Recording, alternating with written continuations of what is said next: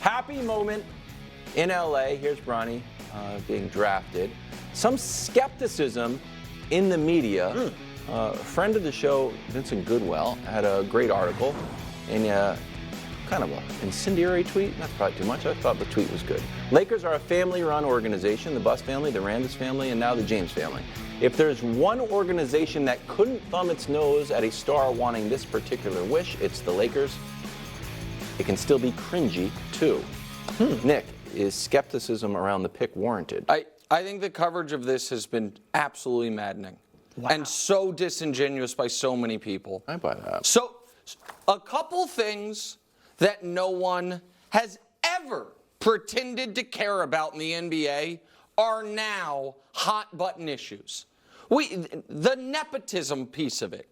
I'm old enough to remember Costas Athanasiou being picks in the 50s or the 60th pick, and not a single person was like, there's a 4-year senior out there who's having his moment stolen because a team wants to kiss up to Giannis Antetokounmpo. Nobody cared. The value of second-round picks. Day before yesterday, Dylan Jones, the 26th pick of the draft, was traded straight up for 5 second-round picks. Last night, the 52nd pick of the draft was traded for cash. About $2 million. Wire it to me. We'll take some in Bitcoin. That's it. No one cares. And now all of a sudden people's obvious, transparent dislike or jealousy or whatever of LeBron has colored this whole thing. Because I guarantee you, if in 15 years, Cannon Curry, Steph's youngest, is a fringe NBA prospect, and the Warriors are like, you know what? It's a good story. I think he's a good kid, and he's got a shot. We have him 71st on our board. We'll draft him 58th. The think pieces aren't coming. Instead, people are like, that's awesome. Yeah. That is super dope. And this should have been celebrated like that, because this picture right here is one of the coolest stories ever. These two human beings now play for the same basketball team.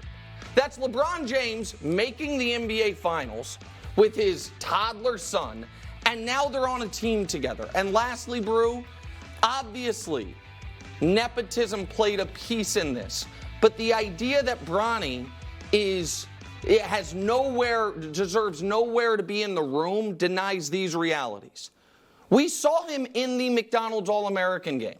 Play very well against his peers, score 15 points, shoot well. We then saw him at the Combine perform in the top 10 percentile in 2 separate, very different either athleticism or shooting drills. What we also saw was 10 months ago, this kid's heart stopped on the court, and he didn't have a great year of college basketball.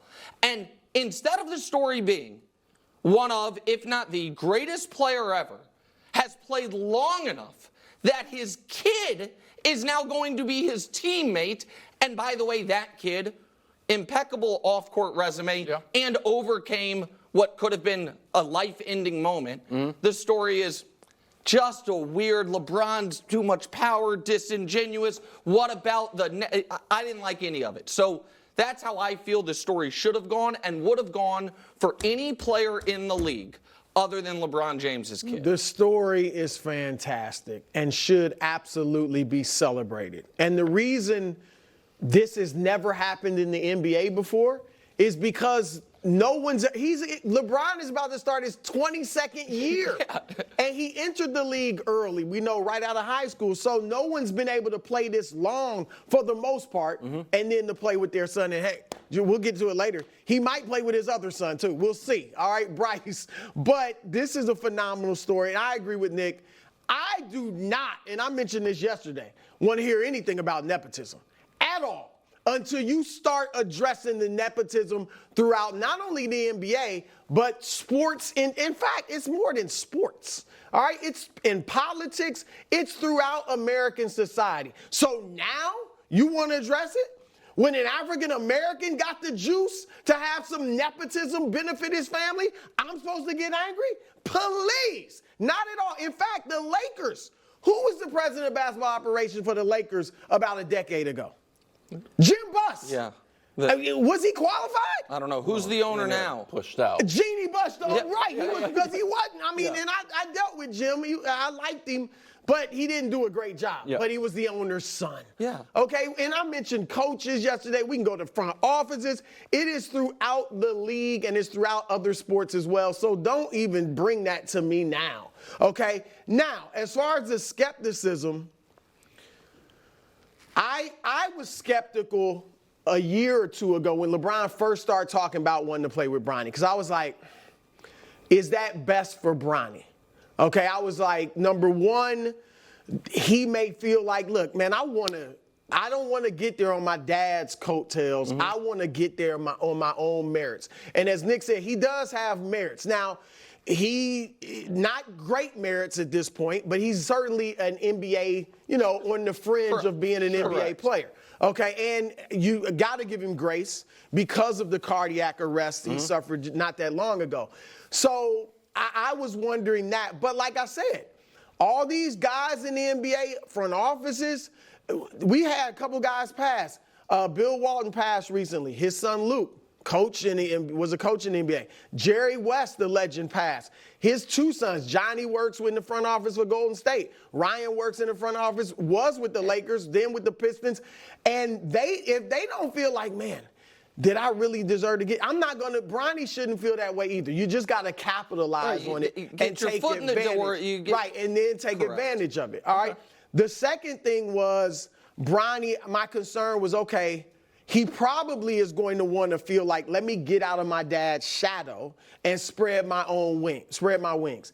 That's going to be a challenge to do. What changed my thoughts on it is watching Bronny like at the combine and talk about it. He seems comfortable in his own skin. He's had to deal with being LeBron James Jr. his entire life. And so he's used to it. And I think he sincerely looks happy just to be in the league, whether it's playing with his dad or not. I do think it's more important to LeBron, but I think he's just got to make the most of this opportunity. Sure. So I am not as skeptical about that aspect of it as I once was. I think it's good for Bronny, and he's just got to make the most of it. You got your foot in the door. Now here's your chance. Do your thing. See, I buy that. I don't buy being 100% non-skeptical, like Ken Griffey Jr. and Ken Griffey Sr., and it felt like any pushback was a little bit of, I don't know. I don't think people were buying that was the story. Like, oh my God, can you believe it? The two Griffeys there playing together. So I think there is a little bit of skepticism that's fair, not totally dissimilar to like Bill Belichick having his sons on the staff. Right. Were those guys going to be hired on other NFL staffs? Probably not. Were they related to the GOAT coach? Yes. Do they have a strong relationship with the most important person in the organization? Yes. Could they help get a little push ahead and turn out to be pretty good? Yes. But was that met with some skepticism? Yeah. Even though there seem to be good guys. But I think having some skepticism is fair, and you don't need to be maligned to like, how dare you be skeptical? No, I don't know. So, but here's the thing. I don't think this is where I think the skeptics. I think there's a bit of straw manning going on. I haven't heard a single person being like, "What a coincidence! Why, that is crazy that happened. That the Lakers happened to draft Bronny James." I haven't heard no one has argued. There has not been a single person out there saying that this is totally unrelated. This is just the player they wanted. Yeah. And if no one is why would somebody say that?